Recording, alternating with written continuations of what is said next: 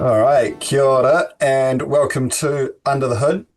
This is a new series where we're looking at digging a bit more into the DAO side of things for Splinterlands, and what's going on, kind of I guess behind the scenes or under the hood of the DAO. See if there's anything we want to fix or improve, or if there's any upgrades that we want to add to it. I'm Keeegs. Today I've got with me Matt and Bjangles. Um, and I guess, yeah, for this first one, I really wanted to kind of talk a bit more about, where did the DAO come from and kind of what was some of the ideas and intentions when setting up the DAO? Like Splinterlands has been around for a long time now, and has, adjusted to some cool new trends that are happening in the industry, DAO being one of it. But, most DAOs, they set up first as, okay, what are we wanting to do? This is kind of the plan, and then, proceed forward where the game was already running before kind of DAOs became a thing. And so now how do we adjust to this?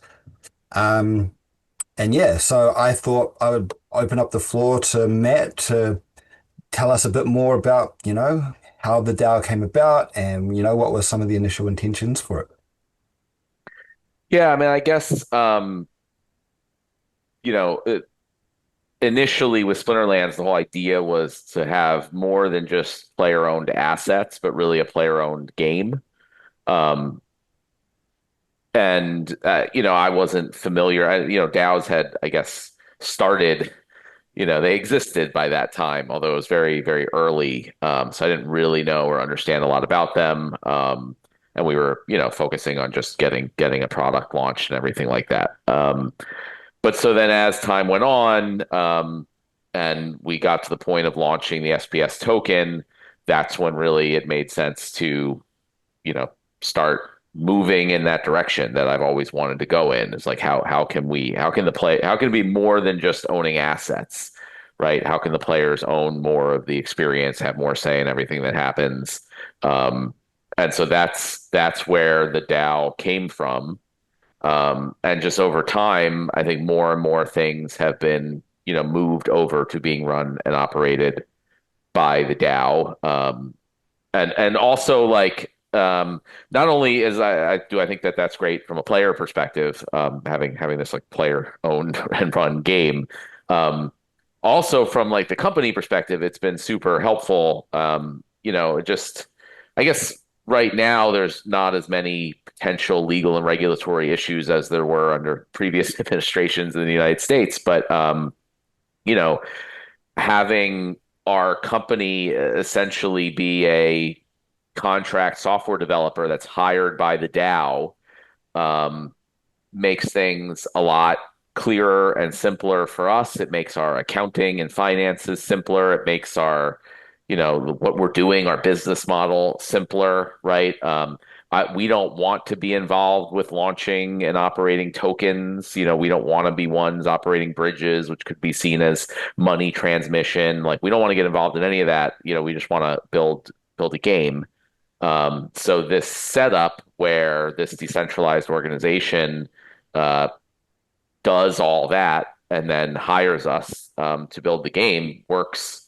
I just think it works fantastically well for all parties. I mean, I think, and I've talked about a lot, in other places, how I really think DAOs are just going to start kind of taking over the world for a lot of reasons. It's going to be a long time, until that happens. But ultimately, like in my opinion, it's just a much more efficient and better way of doing things. So that's where it came from. That's the goal. That's the idea. I don't know exactly. It's like we didn't sit down and be like, this is exactly how everything's going to work, right? It's just more like the vision. We want our community to own this game, and the idea is that like um, obviously you earn SPS tokens by battling, winning battles, and doing other things in the game, land and guild brawls.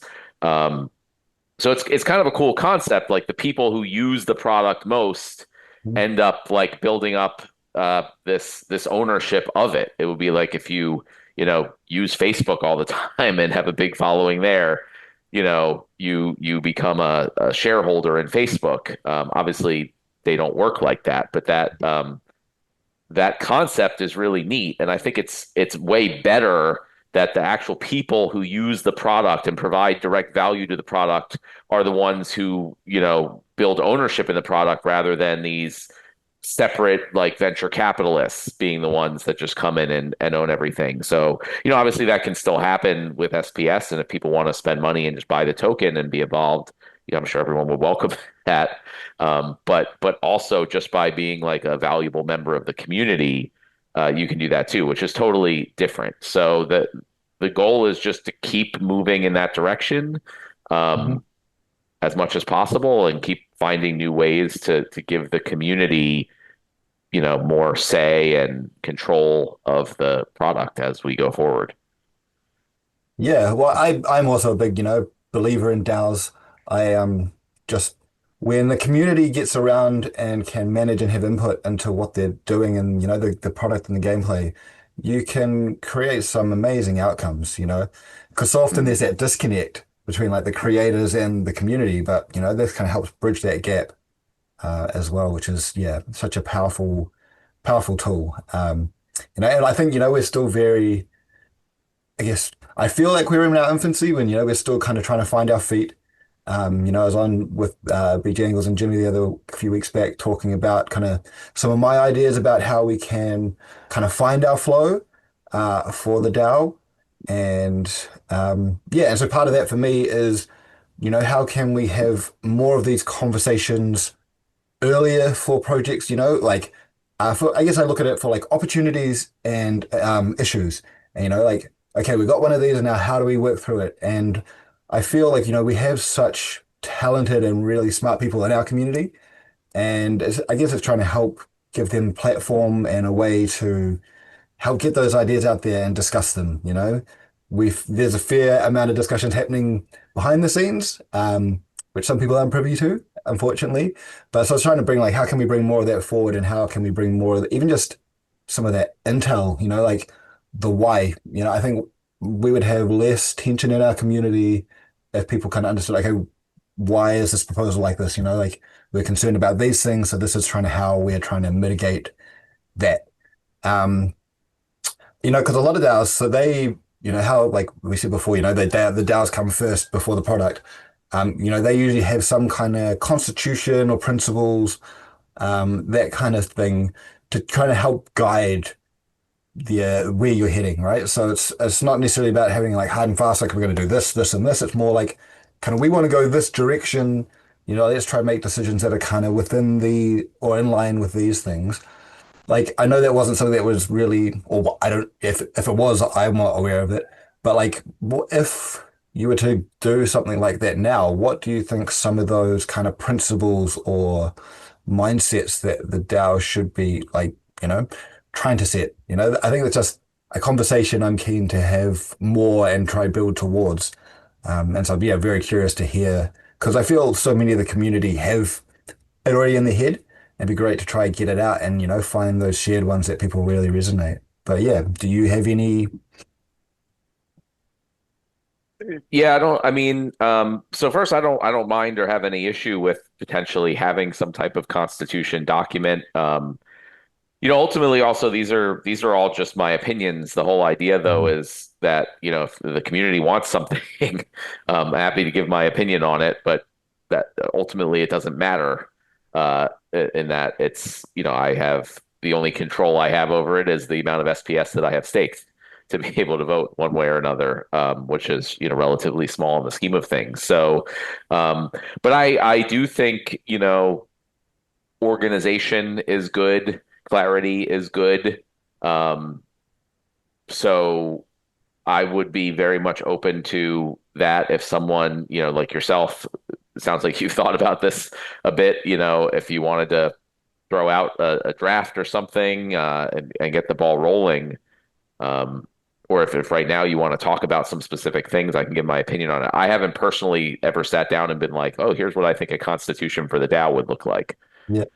Yeah, I guess I personally haven't, kind of draft anything out. I guess I've seen a lot more in other communities that I've kind of been in the past. And so for me, like, I've got some idea, but how I would kind of more go about it is like, put out a Hive post and go, okay, what do the community get, and then I'd use that the feedback and the input from the community then to try and build a draft. So I want to try and engage the community earlier rather than later because I feel at the moment a lot of proposals they really struggle to have much change, and especially because like once they're in that time lock, we've got the Hmm. 1 week pre-proposal, 1 week, for the actual vote.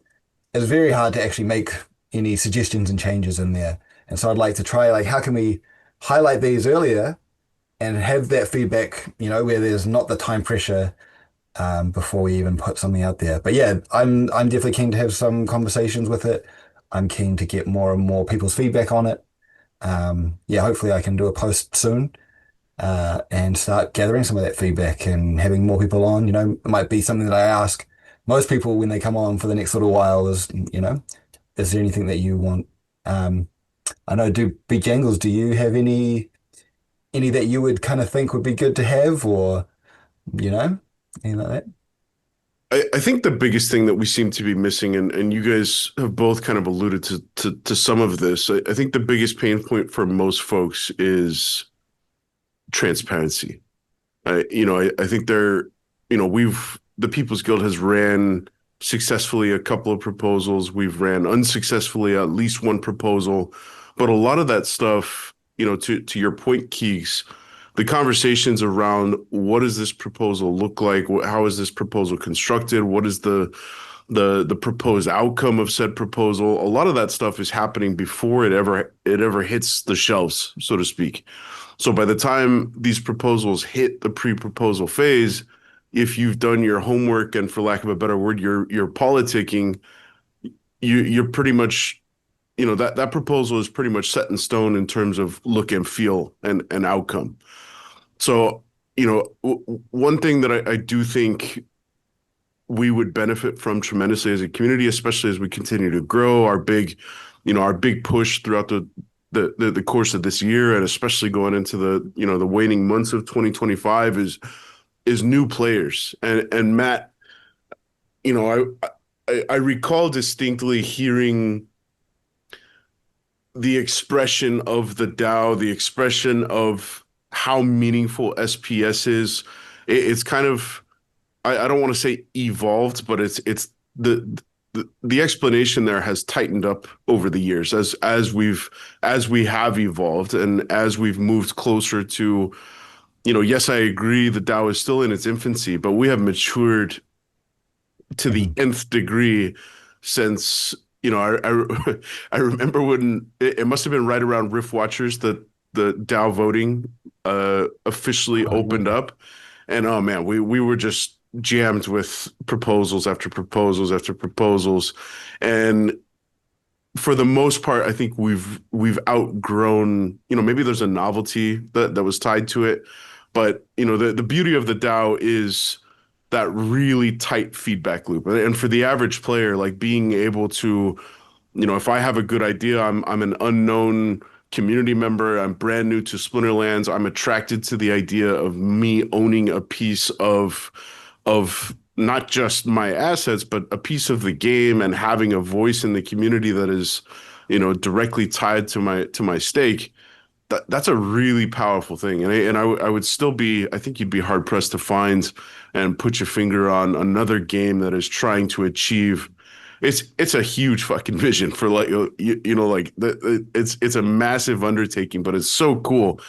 But being able to express that in a way that it it's not lost on those uninitiated to blockchain and DAOs. I think that's where it's a little bit difficult. And I think an easier way to achieve that goal, which is the ultimate goal, is expressing the real value of being an SPS holder. I think that starts with as much transparency as possible. So the name of the game for me is I don't want to say over communication, but communication as much as possible, as early as possible, with a lot of what are the key community members, or what are the community members that are shaking the brain bush for the next proposal. Like what are those thought processes that they're going through? What is the communication around the clauses and the outcomes and et cetera? what does all that stuff look like, and being able to, get an eye on those things as your average community member, I think could go a really long way. So yeah, transparency is really the name of the game for me. Yeah. I Well, mean, and that's yeah, go- perfect.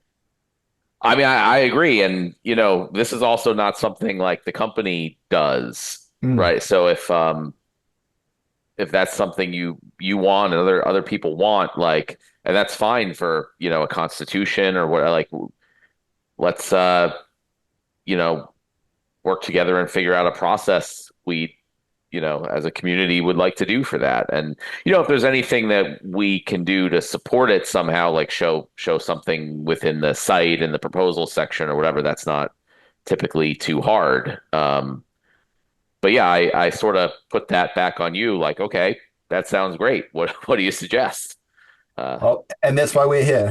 This is yeah, definitely like the start of it for sure for me. Like I'm hoping to host and yeah, facilitate a lot of discussions about proposals. Um, and like often I kind of get the feedback is like, oh, it doesn't really need it. It's like, well, for me, I think, yeah, no, sure, it may not need it, but getting in the practice of it, I think, is good. And if we can do it on and practice on like a lot of low stakes decisions, then when it comes to those more higher stake decisions, we've kind of fleshed it out a bit more. We're used to how the process is going, we're learn how to communicate better as a community with each other, So I think, yeah, I'm keen to basically practice, and we can try as part of that practice, we'll flesh out this process, what works, what doesn't, what do people want more of or less. Some might be like, actually, some of these proposals don't even have to go through this. Some are just simple, easy, bang, bang, maybe a quick mention on a place like this or the DAO Hall, just so that people have more than just an article, I feel, just because I think that context for some people really helps. Um, yeah. Anybody got yeah. any? I mean, one of the things you know, I would like people to feel more. A lot of times, people suggest things, and even on the town halls, like, "Why don't you guys do this?" or "We should do this." And I've often answered like that. That sounds great. Why don't you make a proposal Mhm. for that? And I think people take that as like a non-answer or like oh, Yeah. that's never going to happen answer. But like for most of a lot of these things, like we don't just go and do stuff. Like there needs to be a proposal anyway. So it's not Mhm. like if I said that sounds good, like it would just happen. Um, so I do want people to feel like they can go ahead and make a proposal for Mhm. things, right? And I think the cost. A lot of people complain about the cost, but I feel like it's actually quite small. And like I've even offered many times, like I'll pay the cost. Do your proposal. Don't let the cost Mhm. be a factor. And I think a lot of times it comes down to people don't want to do the work Yeah. because you guys here know about this, but I think most of our players have not actually submitted a proposal. It's super hard. I mean, like I know Dave McCoy's like ripping his hair out a lot of times when we have to make proposals or whatever or whoever it is. So yeah, it's I would like more people to get involved and Mhm. start trying to put together proposals and seeing, how difficult it is and how much work it is. And hopefully have, it's not just saying, well, why don't you guys make this proposal and do all the work? Like, well, Mhm. if you want it, go work on it. 100%. Like, I guess a lot of my experience in this kind of stuff came from the burner community, and a lot of them are focused on consensual bureaucracies. So basically, if you see something, you want to change it, then take ownership and help make it happen. And, I Yeah. feel we should have a very similar mindset here at the DAO for Splinterlands. And like, I know there have been some players that have kind of like at least kind of penned a proposal, but then often get Clay to put it up, and they get the fun. But I think yeah, it'd be good to see more of the individuals that really are passionate about a certain thing take charge and make some noise about it and talk to people and yeah, share and educate. I think that's one of the biggest things. Like we have to educate people on the proposals, not just like here it is. It's like here it is, and here's the good, the bad, how it could be done differently. I actually don't like how he will put forth proposals all the time pretty much from all different people. I think it would be better if those people put forth the proposal themselves because there's a Mhm. lot of like if Clay puts it forward, is it somehow official? Does he Mhm. agree with it? Like, a lot of people don't follow everything. So it's like, if they see a proposal from the company or from Clay, they think like, oh, well, this is some official thing that's like really needed or important. And a lot of times it isn't. It's just like, somebody's bothered Clay for a while about putting out a proposal. So it's one of the things I mentioned to him, like, I mean, it's really up to the DAO and community and him, like, they can do whatever we want. There's no right way, but I would prefer to see most proposals coming from not Clay. Mhm. Unless he personally, as a player thinks it's important. Mhm. Just like proposals only come from the company if it's something specifically involving the company, like, hiring us to do something or whatever it's not. So, yeah, that's just an example of how I'd like to see. And I think if that happens, it might also encourage more people to put proposals up themselves because I think now there's Mhm. this thing like, oh, well, a proposal can only happen if I get Clay to do it, right? Yeah. That's, not the case, and I want that to be more obvious.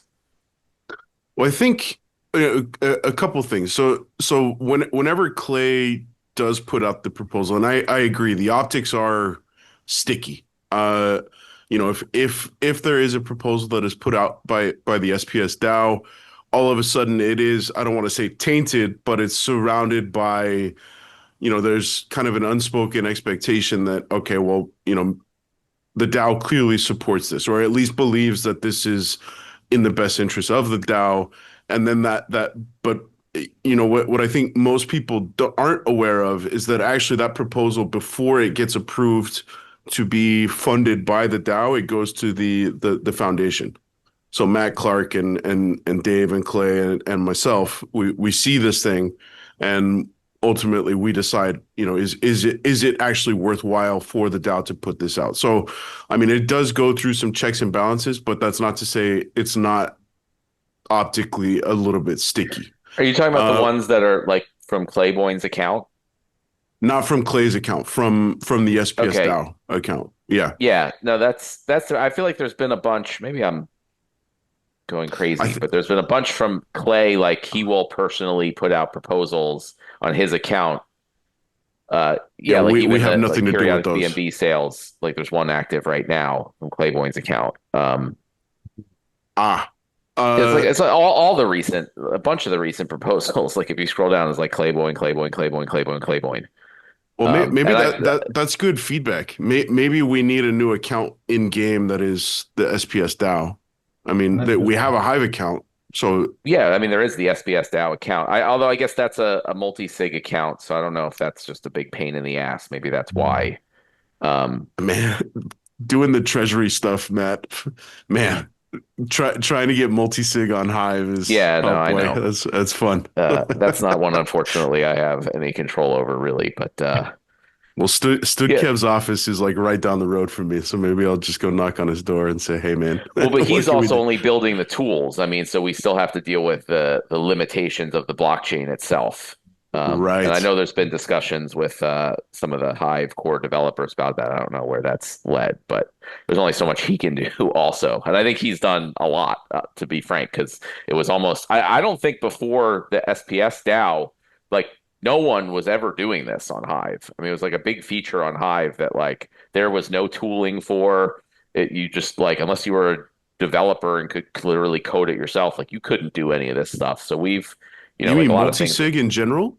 We're the first entity to be leveraging that thing? Leveraging it to the degree that we are. There were certainly people Interesting. who have done it in the past. There was really no tools ever. So the people who did it, were just developers who could build it themselves. We're, as far as I know, and I think I know far enough, we're the only ones who's really done this as a, kind of an ongoing, serious thing. And we, I pushed Studkev to build the tooling to allow that to happen. Huh. Well, I wonder, I know HiveFest is happening here, shoot, next week. I Yeah. know Clay is going on behalf of the DAO and planning to give a little keynote presentation and all the rest. Maybe he can, I'm sure this will be a talking point, maybe not in the face of the public, but I'm sure he'll be, shaking hands and kissing babies, trying to make it, because I mean the multi-sig stuff doesn't drive anybody as crazy as it does Clay. Like trying Right. to Yeah. Well, wrangle multi-sigs all at once across a million different time zones. It's a well, and pain that's in why the ass. like that also goes to show it hasn't been done before, right? Because Yeah, these things never surface. We've never had a project like doing real multi-sig like this.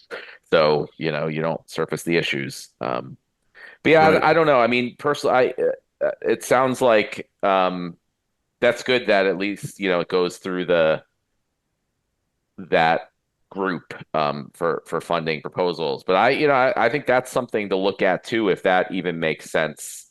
Um, should any proposals come from the DAO? You know, does that make sense? Because the DAO is the community. I know there's the like what do you call it? What are you guys? The Matt Clark, Foundation. Board the foundation. Yes, I couldn't think of foundation, the yeah. word. Sorry. I know there is a foundation that can propose things. But I don't know, maybe it makes sense for every like even if you guys agree that there's something good, just you know, have one of you guys just put it out personally rather than this the organization that's supposed to represent everyone putting out a proposal. I don't know. Mm. It's just something to think about. And as for the cost, again, like if if we can't find somebody or some group of people in the community to pay the 100K DEC, that Mhm. it like this could only happen if it's done for free or paid for by the DAO. Like It's probably not a that good doesn't idea. seem, Yeah. yeah, Yeah, any serious we proposal won't should be pass. able to put that together, in my opinion. Mhm. If we have like more discussions about the proposals earlier, I think that opens up the opportunity for that crowdfunding option more and more. Is, like, hey, I'm Yeah. doing this, I'm thinking about it, if you want, you can help support it. And like that kind of helps, doing your politicking, it's kind of talking to people, make sure that they're on board, got the changes that they want, helping drive up that support to actually propose it. Yeah, I And do. I've offered, Yeah, I've said exactly like, right. I'd be happy to cover the fee if there's something that someone says that I think is a good idea. No one ever asked me, so Yeah, There you go, expect that to people. change, yeah. Yeah, I just want to say, I think, and this is back to a little bit what we were talking a few moments ago. I think part of the issue is the majority, 90% plus of our communication as a community happens via Discord, Mm. which I don't think is ideal. We have keyboard warriors. There's things lost in text translation. We've all been guilty of misreading our significant other's text or a friend's text and like, dude, what the hell? Like, we're not picking up on some sarcasm. We're not picking up on any emotion. So that is, when Keegs approached me about this whole idea of creating a new podcast under the hood, I love it. I love like the transparency. I'm a big proponent. Obviously we've been doing the People's Guild for a couple of years now, and I'm a big fan of in-person, real conversation. And I think as soon as we can break down that wall of the majority of our conversation and contemplation around what does this proposal look like on Discord, I think a lot of things start to fall by the wayside and for the better. So I'm a huge proponent of what Keegs is trying to do here, and maybe it's like open forum. You know, I think Keegs is still kind of feeling out what does this thing look like longer term, but the community is always churning through really cool ideas. Are they great ideas? Well, I don't know. Let's get on and talk about it, and let's get other folks involved and offering opinion. So I think a big roadblock that we need to remove from our path forward is Discord as our primary platform for discourse. Mhm. Um, yeah, just my 2 cents. Discord's 24/7, so the majority in volume of the discourse is always going to be there. People, whatever it is, people are going to be talking about it there probably 24/7. But having another channel that's in some ways a little more official or organized at least is great. So if this would be something where people who have serious proposals and they're trying to put together can reach out to you and come on, and you can bring on other stakeholders and have a in-person discussion that everyone can watch later at their leisure. That sounds awesome. Yeah. Well, and I think like you said, right, like the conversation is still going to happen on Discord. It's just like how can we, take or like summarize that and go, hey, so we've been discussing this idea on Discord. This is kind of, the pros and cons and the things that people are concerned about, just to give people that context because yeah, it's so easy to lose stuff and then trying to find it is, I think Yeah. Unit Master sometimes will do posts of some of the gold on Discord and like I'm all for that because yeah, it's so hard to keep up. For proposals where it's been discussed a lot is, you take that information from the Discord and kind of summarize it on the post and then kind of get into it just to so people have that background there. Just yeah, because I think if people understand why, so often there's just like that lacking. I feel, like there should be a little bit more education around the proposals. Um, why is it good? Why is it bad? Like why? Because some people are like, oh, this seems like an obvious alternative. Why can't we do that? If you've covered that off, hopefully you can stop a lot of arguments. I guess we're pretty good have been good at arguing in the past, that's for sure. Yeah, I mean, maybe there can be something where people can just write up a post about something that they want to do and not have it be a proposal, but we can Hmm. have a tag for it that we could, link to from the game or something where everyone can see ideas. There'll probably be a ton of Hmm. stuff there. People can discuss them, whatever, back and forth, and some of the ideas will end up being submitted as a real proposal. I mean, that's just a very easy thing that doesn't really Hmm. take any work that we could do. Yeah, yeah, that's definitely a lot of what I'm hoping to try help support and facilitate. Is just yeah, have that yeah way to straight well, I guess yeah, a pathway and make it easy for people to evolve an idea. Not everybody can put all the pieces together, and like potentially be able to help them with, hey, we can put you in touch with the team to see how technically feasible it is. Like what are you trying to commit the team to? Again, in that burner community, often you have to get the consent from the people that you're going to get to do the work if you're not going to do it yourself.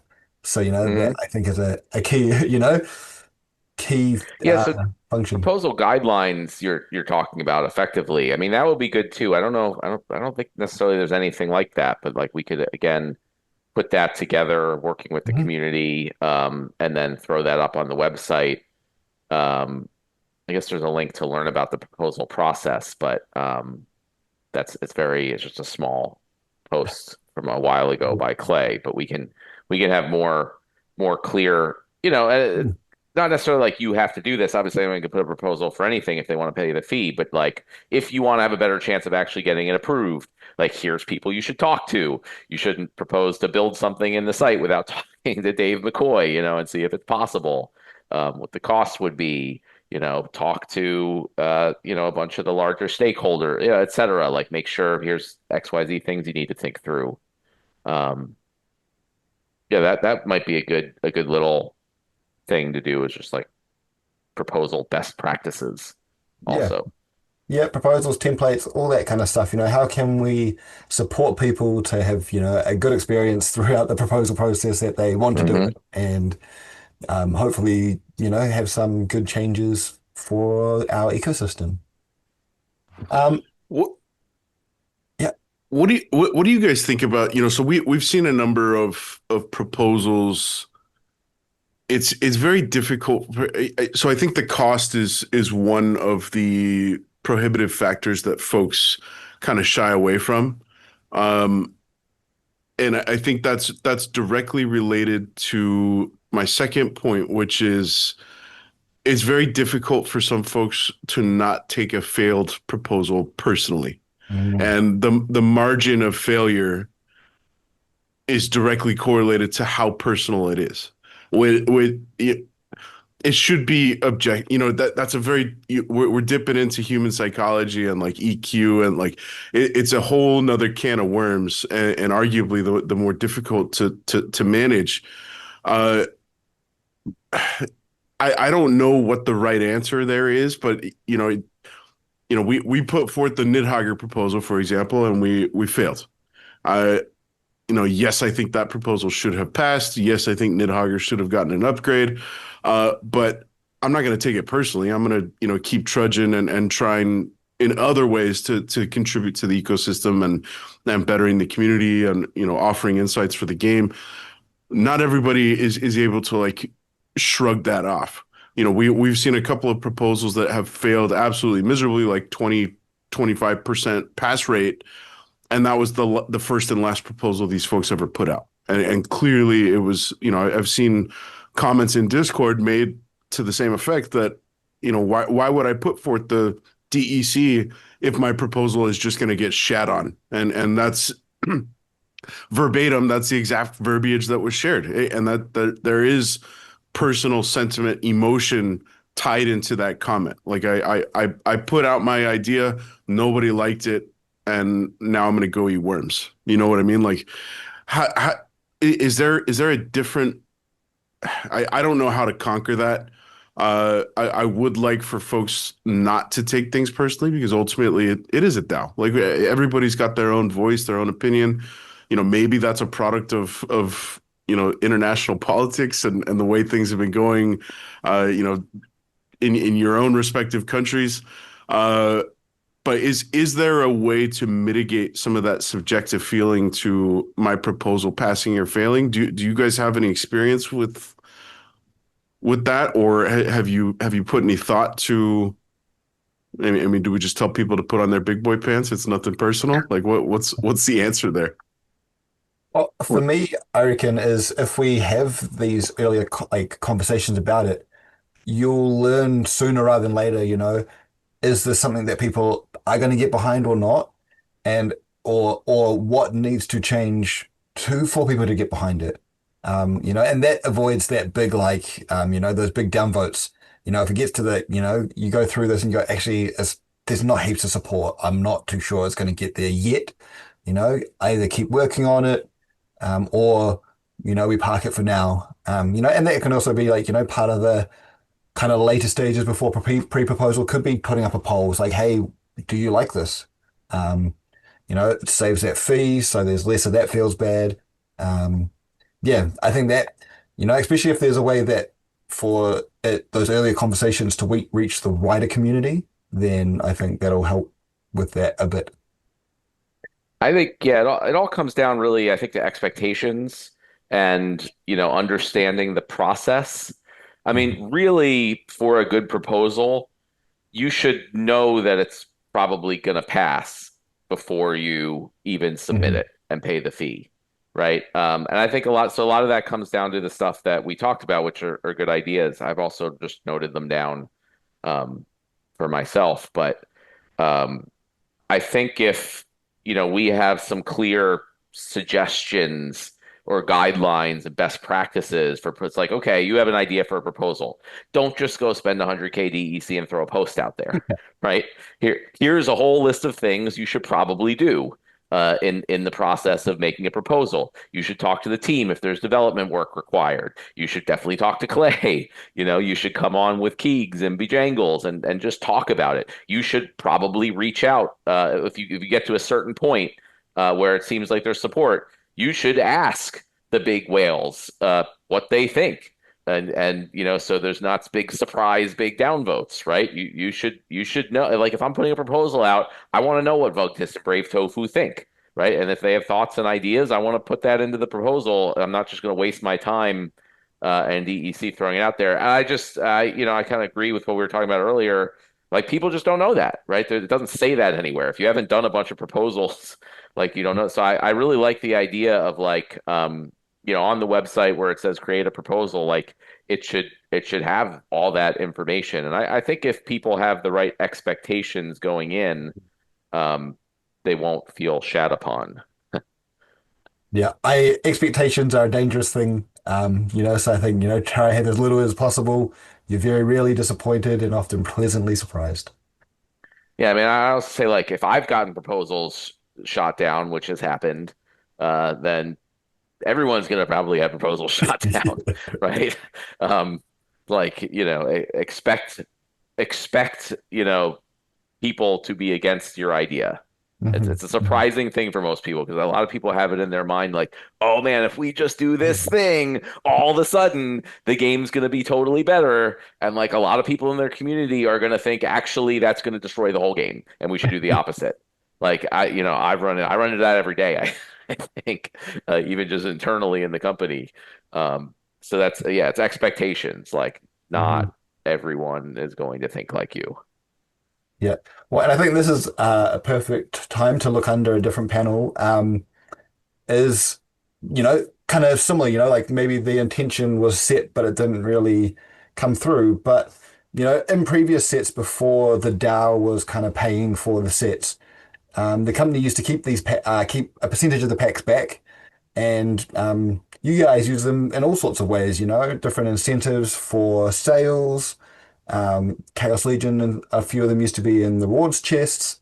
And now that we're basically the idea that, okay, the DAO's paying for these packs, now the DAO should be the one doing this, but now they've just kind of got stale and locked in there. I think your guys' intention was that we could do similar things where we use them for, different incentives. But that's one that, well, actually, we had a proposal pass recently that I was actually shocked that it did pass. And so I'm actually a bit more excited to potentially have more conversations about, how does the DAO use its packs? I don't think there's something that we should sit on. I think there's something that we can use. This first proposal is for bringing new players in. Can we use them for tournaments? Where can we use them? And like, please, how do like, what? It'd be good to know what the whales wouldn't allow, and then try, work backwards from there. It's like, okay, where can we use them? But yeah, I'd love to get your thoughts on it. Was that kind of the intention that the DAO would take that on? And yeah. Yeah, I mean, it's 100% the intention that the DAO would take that on. I mean, that's giving the packs to the DAO instead of the company is exactly for that reason. Um, so there's two sides of the thing. One is I think it's great for the DAO to have some packs to use for promotional purposes. I think that's very useful and good. The other side is I think we kind of screwed it up a little in that the DAO has way too many packs, in my opinion. Hmm. Because with the way we do it now with the burning over time, right? The Dow's getting 10%, but they're getting 10% of like the total amount of packs, but the actual amount of packs that are sold are like, 20% of the total. So the Dow ends up getting like half or even double, the amount of Hmm. packs that are available in the ecosystem. So like, yeah, I agree with a lot of the whales. They're like, whoa, we can't have double the amount of rebellion packs all of a sudden flood the system. Hmm. That would be bad. So yeah, I think for example, like rebellion, the DAO has like 900,000 packs, and like that's the Yeah. same amount total that were sold. Hmm. It's like if those all got you, it's just a ridiculous amount.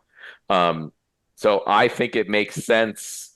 Um, yeah, we did the same thing for Conclave Arcana. Unfortunately, I just wasn't, thinking about this stuff with like the 10 bazillion things we were thinking about with Conclave Arcana. Hmm. But I mean, it doesn't matter, right? The packs are not in circulation. So, the DAO can decide what they want to do with the existing ones and going forward. Having thought about this since you reached out to me, um, I think it makes sense for the DAO to probably burn a large portion of the packs. Like the DAO to figure out the community Hmm. in general, like what percentage of the packs that were actually sold, what percentage of the actual circulation, it makes sense for the DAO to have Hmm. for promotional purposes. And it should be small. I think like 10% at the high end, probably, Hmm. 5%, whatever.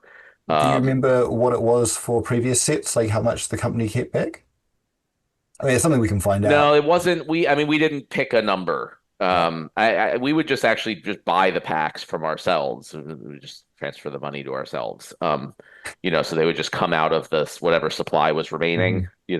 Okay. Um, so Yeah. we, yeah, it was just more like, okay, we wanted to do something. We would go buy a bunch of packs, or like at the end before it sold Hmm. out, we just go buy some packs. It was kind of random back then. So this is a good discussion. Maybe this is one of the first things you can start a discussion about, get the whales involved, see what they think. Hmm. Hopefully come up. I think the easiest way, but it could be any other way, would just be to kind of say like, based on the final circulation of packs, we think it would be good for the DAO to have 5% of that to use for Hmm. promotional purposes. Then we could burn all the extras from previous sets, and future sets it would just be decided ahead of time unless, it gets changed with a new proposal. So that question would be dealt with and off the table. And then the second part is, what does the DAO do with them? And I think Yeah. I think once you allay the concerns about too many packs flooding the system, I think it'll be much easier then to Mm. figure out how to distribute those packs. Um, and yeah, I think like you said, the recent proposal passed. So I think as long as there's not the concern of too much Hmm. dilution, then it's more the fun part of like, oh, what can we do? How can we utilize Yeah. these things? I mean, I even also generally think like the whole idea of having the foundation and Clayboyne in particular is, I think there's a certain level of decision that doesn't need a proposal, right? And a lot of Hmm. DAOs fall into this trap where like every little thing is a huge proposal and everyone argues and it's the whole process. But I think it's good. I think it'd be good for there to be a proposal potentially around the packs that, to give Clay or whoever it is authority to just decide these things, right? Hmm. And there can be limitations or whatever, not, obviously the DAO would only be allowed to even have a certain amount of packs to begin with, and maybe Clay or whoever it was can only distribute, X amount over time and not all at once or whatever it is. But just so like if the DAO wants to make a tournament to give out packs for whatever thing, it's not a whole Happen. proposal. Hmm. Clay can just go do it. And then obviously if the designated person is doing things that the community doesn't like, you put a proposal to Hmm. end that or get somebody else or whatever it is. So that's the way I try to look at these things. Like delegation is important. Hmm. And the proposal should actually be used just for kind of larger Kind of things. concept. Yeah. Yeah. Yeah, well, and that's I almost come back. It comes back to that kind of those founding documents. The Constitution, the principles. That almost is like another. That's kind of okay. What is the scope that we allow people? I'm pretty sure Clay already has a petty cash allowance, so why not give him a Hmm. petty pack allowance? I Absolutely. think it's something totally doable. And yeah, I actually really like the idea of actually, a certain percentage of actually how much sold, burn the rest. And I think the conversations around packs become a lot easier after that because then, the community knows that this is a number we're working with. People are comfortable with their level. Okay, yeah, now what? Now where? Um, did you have I any? Yeah. yeah, I got a thought there. So I think, you know, moving to a place where there's not I don't want to say unbridled authority, but Mhm. like preemptively applied authority, I think is a better way to frame it. That's a sign of the DAO maturing and evolving. And for the first time, I want to call out, Keegs, when we had you on TPG, whenever it was, we talked about the idea of an ongoing contract and a long-term agreement. And then, bam, a couple weeks later, Clay's proposal for being rehired as manager of the DAO, it was drafted completely differently than it had been in years past, where it was until we find somebody else that is better suited for this position, I will be hired indefinitely. And actually, on the surface, it's some small verbiage changes, but the reality is that is a sign of evolving, maturing DAO, that we could agree to until Clay shits the bed. Clay is our guy. So I think, had we proposed this idea of, petty cash and petty pack allowance and, whatever it is, Clay has a certain degree of authority that he doesn't need green lights from other folks in the community or an official DAO vote. Had that been proposed, 2 years ago, I think everybody would have screamed, the sky is falling. Like, what are we doing? But we have grown as a community. We have grown as a DAO to a place where there's a certain degree of trust that comes with Clay. He's great at what he does. He's very transparent. He's organized. He stays on top of a lot of this stuff. And I think it proves that when we put the right people in the right positions, we that element of trust is extended to their management of our assets. So I think we're moving in that direction, and I completely agree. I was just looking at the numbers, and there's 9.5% of all rebellion packs open, 0.5% circulating, and then 9% sitting in the DAO.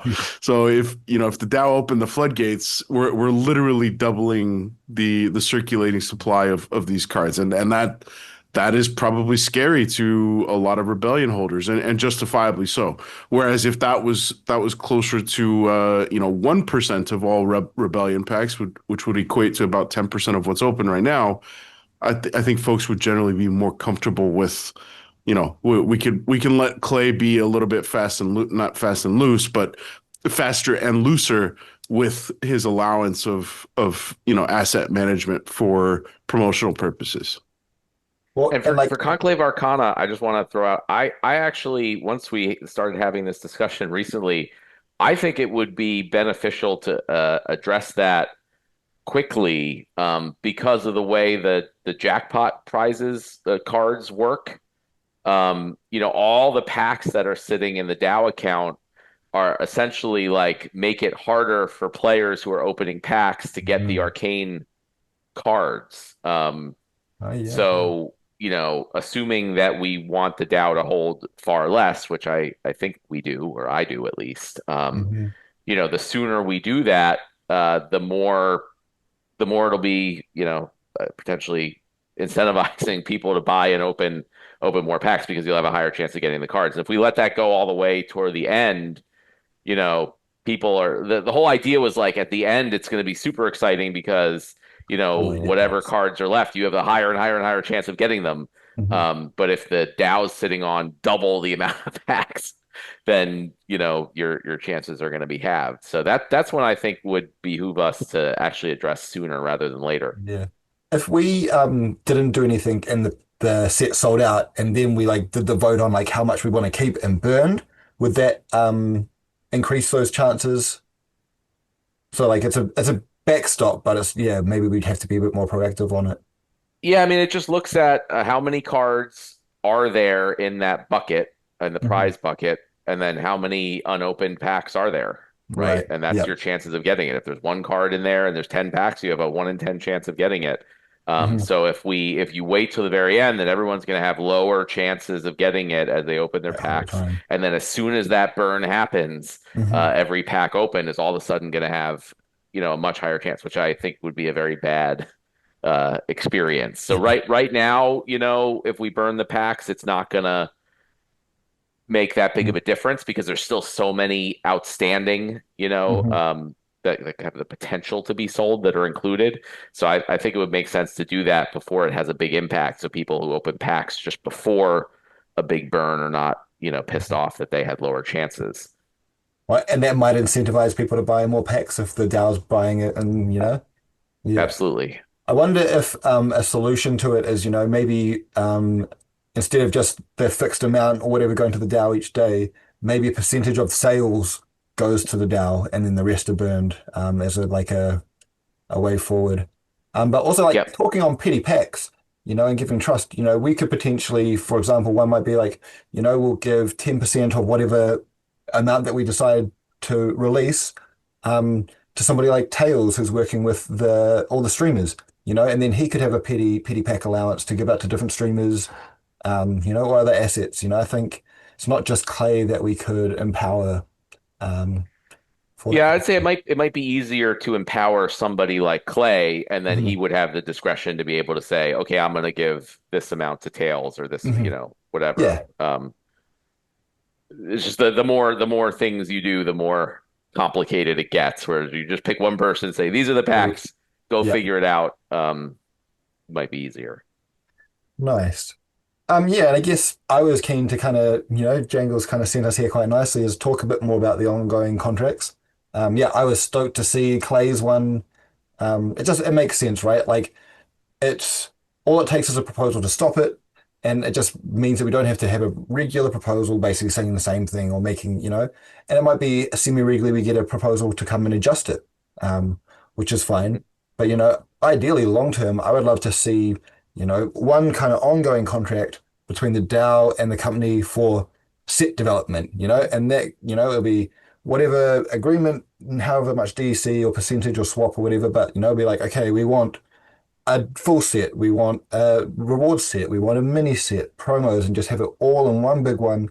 Because I feel, then at least you guys have got certainty. We can do proposals just to change small elements of it. And it also will just save so much time. It's what we've got three or four proposals for Conclave Arcana. We could have just one proposal, and that might just be good for multiple sets before we have to make any changes. And so to me, that seems to free up more company resources. And yeah, you can, then especially as, if the players have that certainty, they kind of know the cadence of release that they'll expect, they can budget for a bit more, makes it easier for the team to know, okay, we've got this schedule of cards that we want to keep pumping out. Um, yeah, I'd love to get your thoughts. It's something that you've probably done a lot of for so far, and it's just, is that something that you see working? Are there concerns that you'd have? Yeah. Yeah, I think there's pros and cons. I mean, I would Mhm. generally, if the community wanted to just have an ongoing contract, no complaints there, right? Certainly, it would make things clearer for the business and, you know, easier. We wouldn't have to deal with the whole process every time. So I'm all for it. Um, the some things to keep in mind is that, things do change a lot. So for Mhm. example, like the mini set proposal was different in the way that it's being sold and, so we wanted to do something different there to specifically directly give value to SPS, which I think came from discussions with community members originally. Mhm. So yeah, do we do an ongoing proposal and then maybe here and there when we want to change something up, there could just be a proposal for that. That would be fine too. It So just yeah, reduces I'm how many. open. Yeah. It just reduces how many and how frequently, right? And like you said, it's Yep. more for the exception instead of the regular.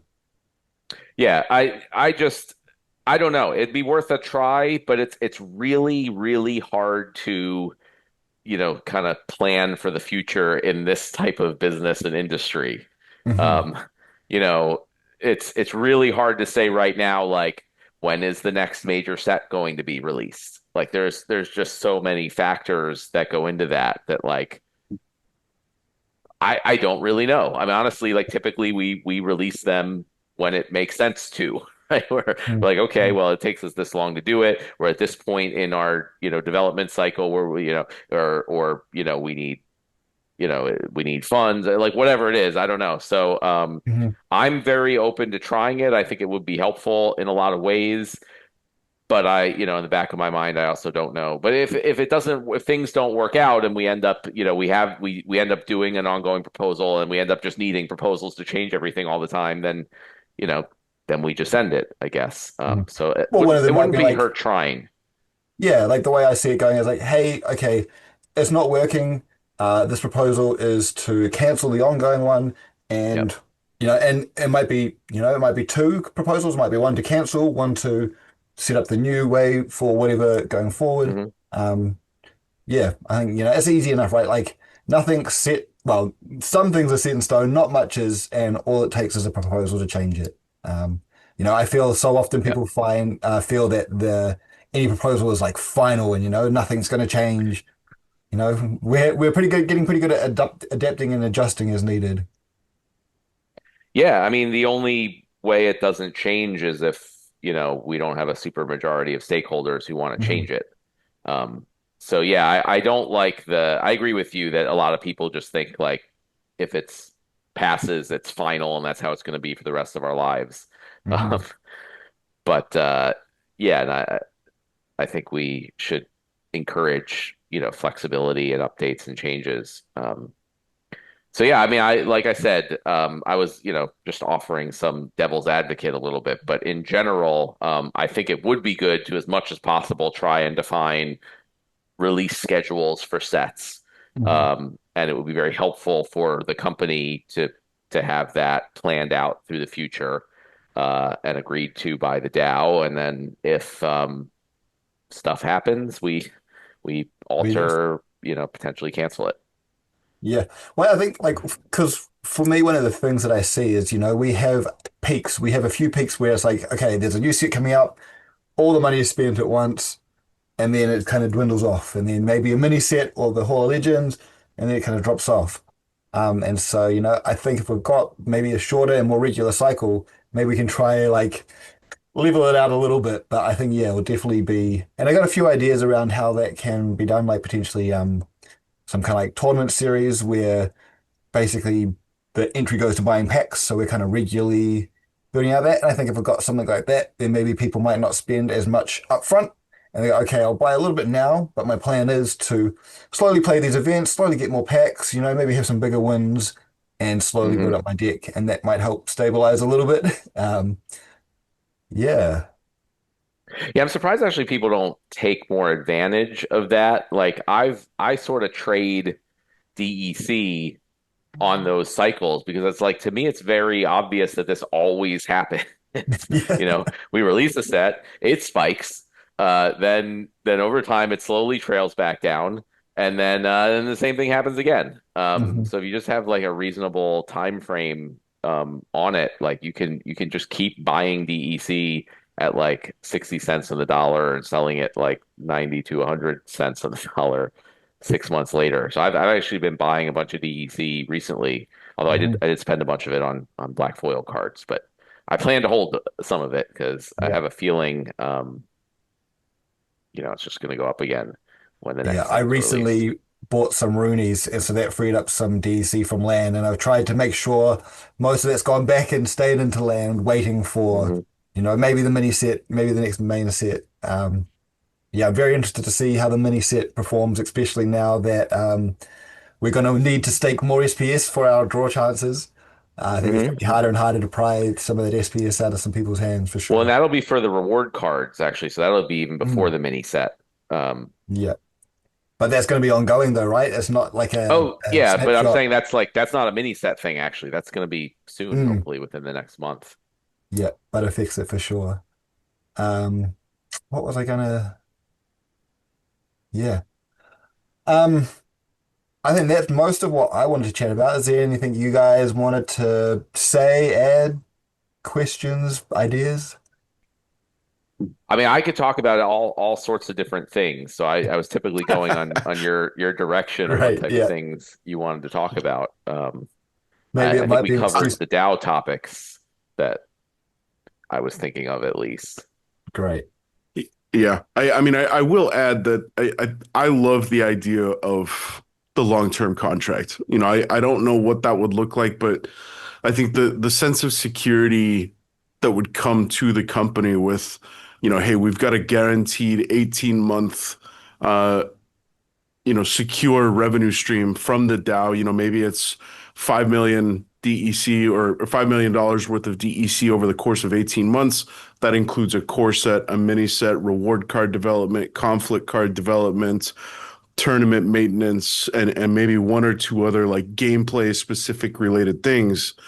That just I would have to imagine that you guys as leaders in the business a huge sense of relief. Like we are secure for the next 18 months. And it's a little bit tricky, like square peg, round hole sort of thing, where, the business and all of your expenses don't operate on 18-month cycles. They operate on monthly and annual cycles. Well, how do we finagle that square peg into that round hole? Well, I think this long-term contract idea of maybe the DAO transfers over on a monthly basis, XYZ percentage of the overall pool that we've agreed to uh, solves that.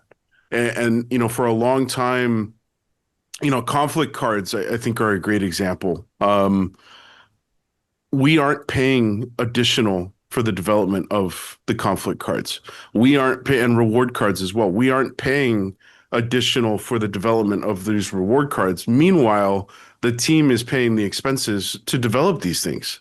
Like it's not, I'm part of the testing crew. It's not a small undertaking. It's not like I can say, hey, yo, ChatGPT, I need 43 cards that fit in the meta that drive value to XYZ summoners, archons, and Bob's your uncle. No, it's not that simple. Like the reward card set development, 43 cards. It's been it was an ongoing process for months, and it occupied a decent percentage of the team's resource of time.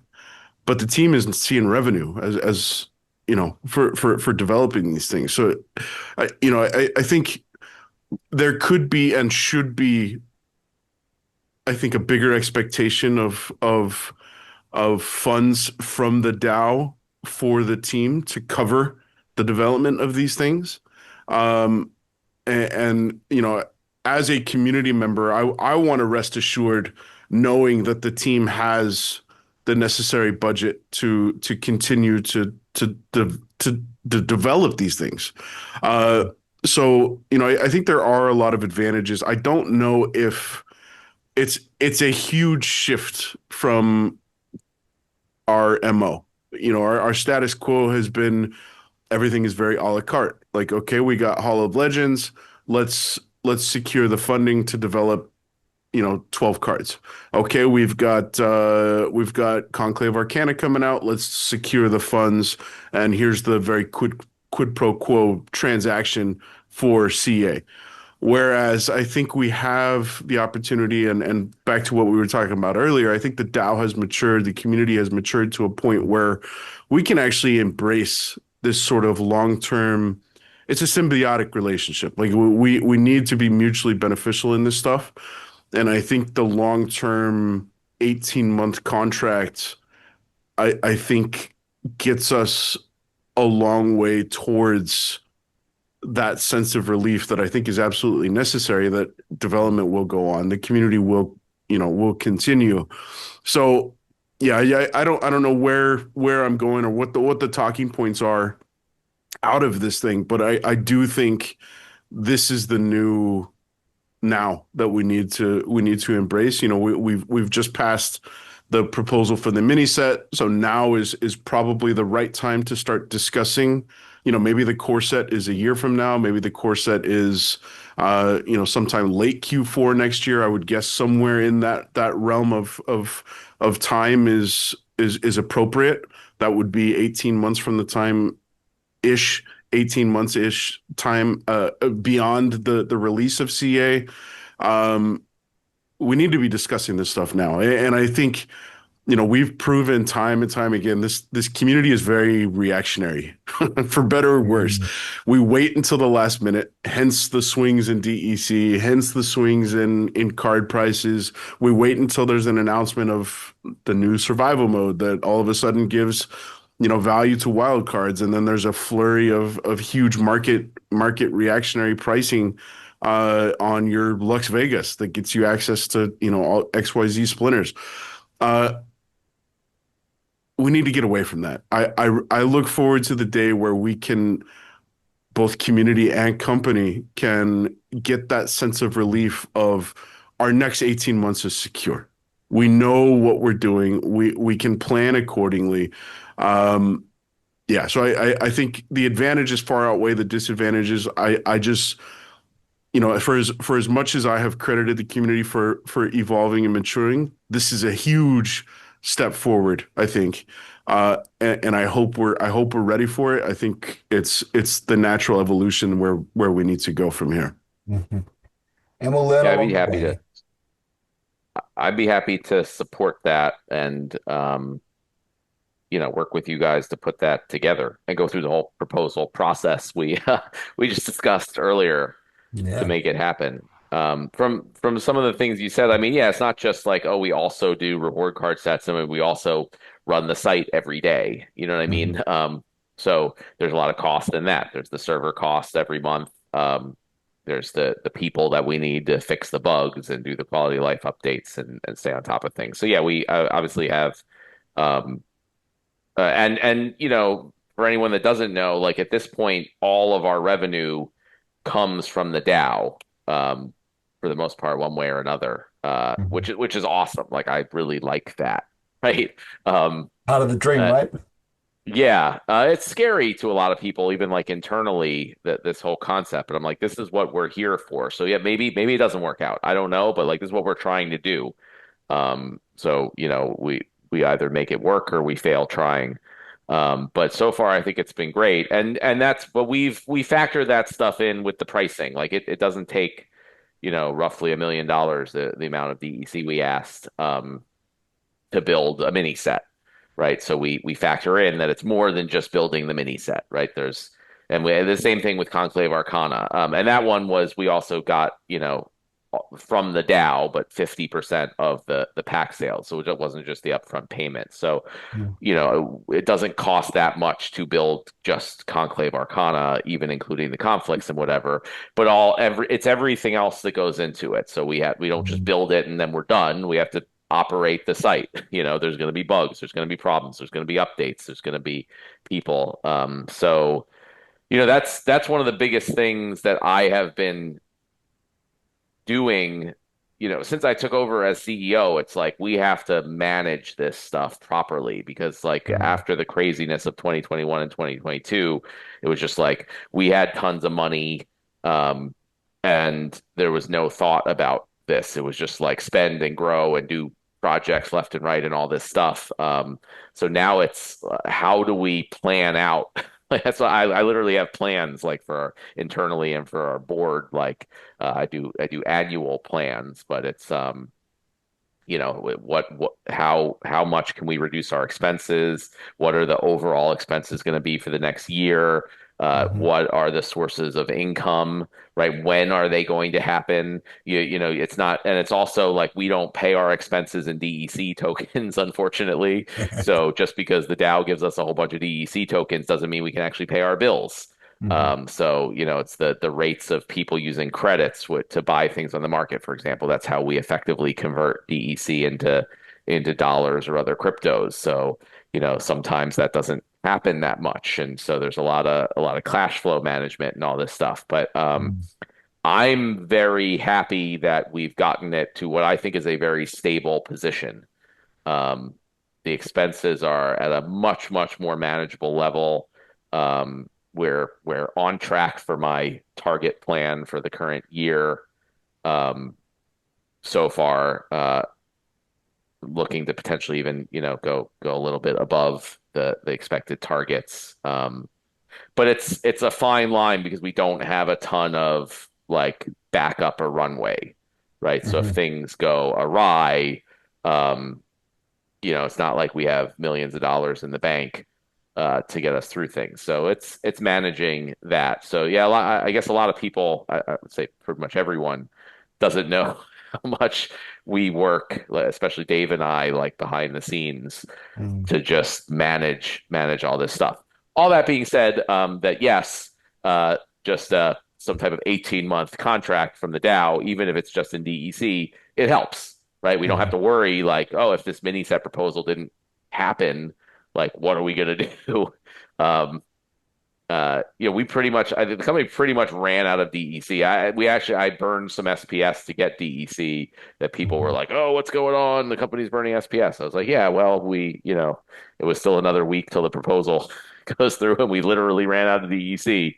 Mhm. Um, and yes, we, took a loss in burning SPS since the DEC is under peg, but I didn't want to sell SPS.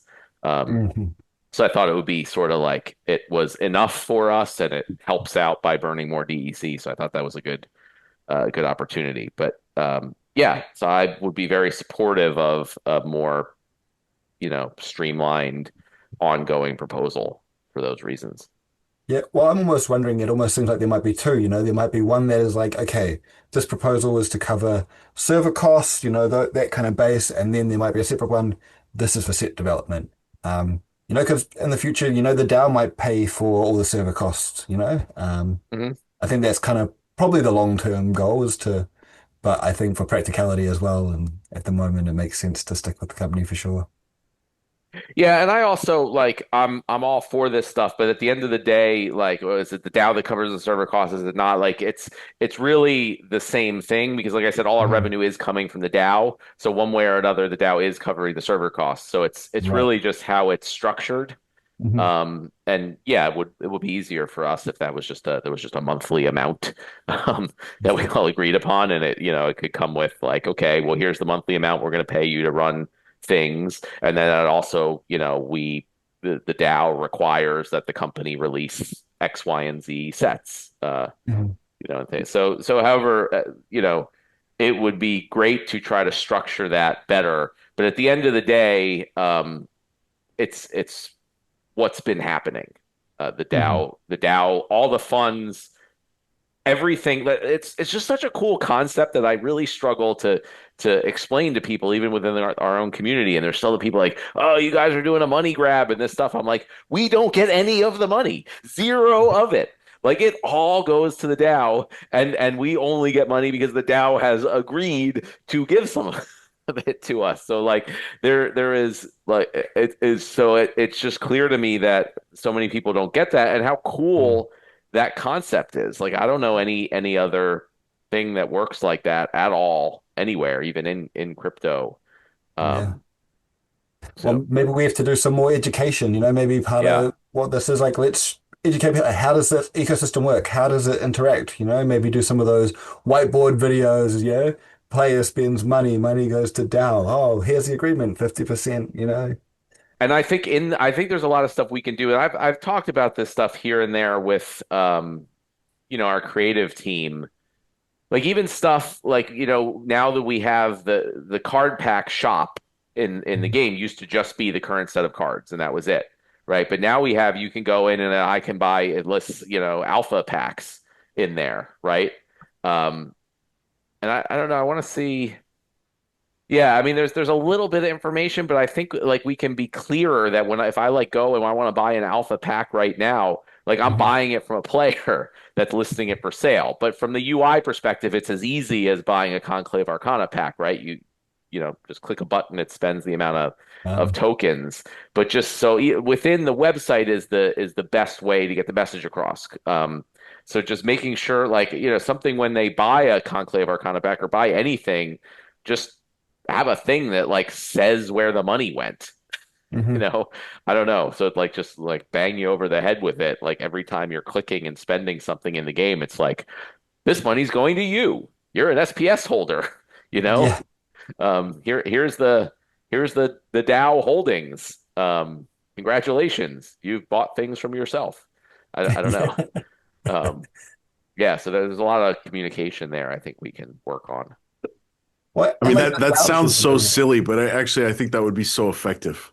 You Yeah, know what I I mean? do. I agree. Like there's simple stuff like the SPS burning thing, and I've talked to Blaze about this a little bit. Like the convert button, it's so clinical, right? And I Hmm. think we could actually gamify the shit out of that, and Mhm. like a cool UX experience where you're watching Vruz carry a bag full of SPS and like huck it in the furnace, and I feel like there a lot of the stuff is I think for lack of a better word, it appears very clinical and Yeah. it's a little bit misconstrued, and I think we can do a better job of conveying what is the real message, where is the real value going, and how are you supporting the ecosystem and the community. So yeah, I completely agree. And some of that we want to roll into campaign mode, right? That the just initial like tutorial campaign is just the start in many ways.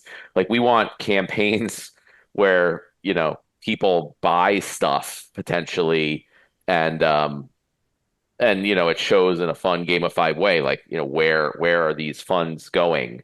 We can get into, SPS and burning and all that stuff too. Um, as part of the campaign, like the story or whatever the creative team comes up with. You're fighting, the goblins, and you need to burn. You maybe get some SPS or something, and you need to burn it. Whatever it is. But yeah, yes, I agree. Gamification of all that stuff, and just clearly saying what's happening when you're doing it would go a long way. Nice. Well, I think we've covered a lot. There's definitely lots come out of this and lots of kind of hopefully action points and we'll make some progress on some things. Um yeah, so like Bjangles said earlier, I'm kind of still figuring out what exactly this platform is, but I'm hoping to do regular calls and I would love any thoughts, feedback. If you want to come on and share your idea, get in touch. Let's get the community chatting more. and let's get under the hood of it more and more. And how can the community help kind of build and grow our great ecosystem, Yeah, it's right? great. It's a great initiative. I think it'll really help for all the problems we discussed with the proposals and the expectations. So I appreciate it, and thank you for having me on and hearing my opinions on everything. As I think you're the perfect person to have the first one. Just engage us with what was some of the intentions. I think some of that's been lost, but hopefully we can, chat about more, educate more, inform people more. I think that's a big part of what we got to do. But yeah, I think that's been a great first one. Thanks for listening to Under the Hood, and we'll chat to you soon. Awesome. Cheers.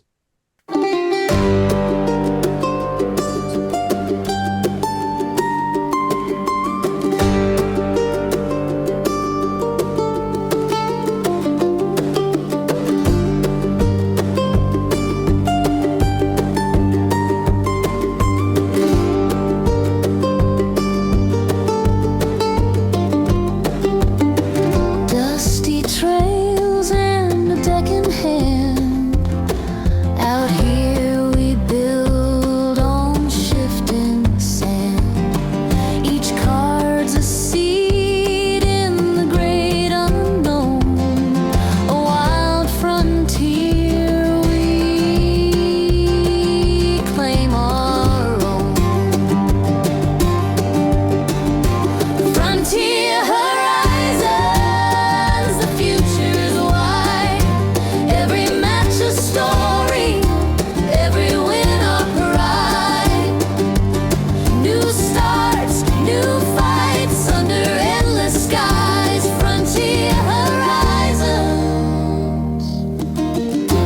where legends rise.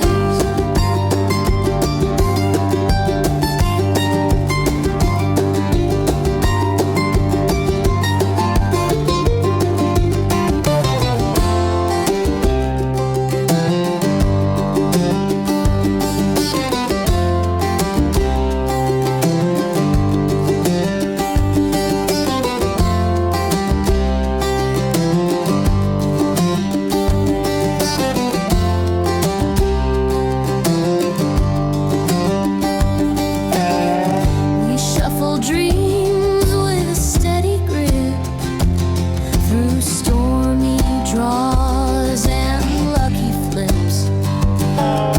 Skills the compass, chance the breeze. Out here, the bold ride histories. No maps to guide, no trails are clear. Just heart and grit. We persevere.